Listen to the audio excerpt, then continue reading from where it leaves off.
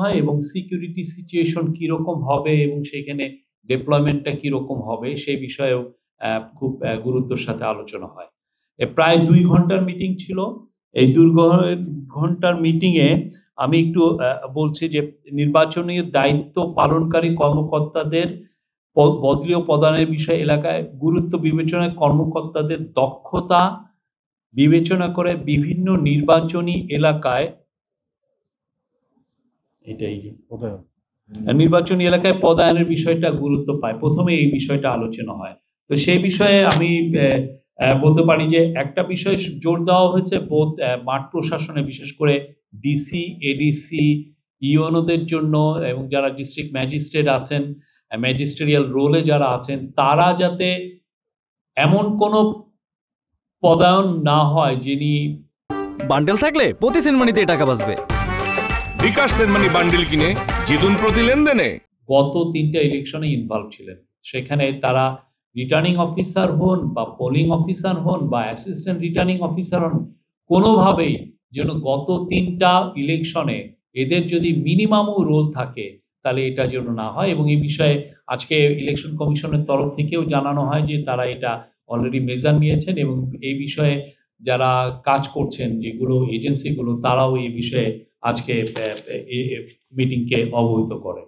আর পদায়নের ক্ষেত্রে কি কি ক্রাইটেরিয়া হবে এবং কিভাবে পদায়ন হবে সে বিষয়ে সুনির্দিষ্ট মানে র্যান্ডমলি যাতে এদেরকে দেওয়া হয় এবং যিনি সবচেয়ে বেশি ফিট তাকে কিভাবে ফিট আপনি তার যেই ধরনের ক্রাইটেরিয়া আছে তাকে এই ফিটনেসটা দেখার জন্য উনি শারীরিকভাবে কতটুকু ফিট, ওনার এসিআরটা কীরকম, ওনার পলিটিক্যাল ব্যাকগ্রাউন্ড সেরকম আগে কোনো পলিটিক্যাল ব্যাকগ্রাউন্ড আছে কিনা, ওনার কর্মদক্ষতা কীরকম, আগে পোস্টিংগুলো কোথায় ছিল, ওনার বিপরীতে কোনো ধরনের নিউজ পত্রিকায় কোনো ধরনের কোনো রিপোর্ট এসছে কিনা, অনেকগুলো বিষয় দেখে দেখা হচ্ছে যে কে এই পুরো বিষয়গুলো সবচেয়ে ফিট এবং যিনি ফিট তাকে দেওয়া হবে হচ্ছে সবচেয়ে ভালনারেবল জায়গায় এবং এটা র্যান্ডমলি সিলেক্ট করা হবে এবং এতে সর্বোচ্চ যাতে এফর্টটা দিতে পারেন সেই বিষয়টা লক্ষ্য রাখা হয়েছে।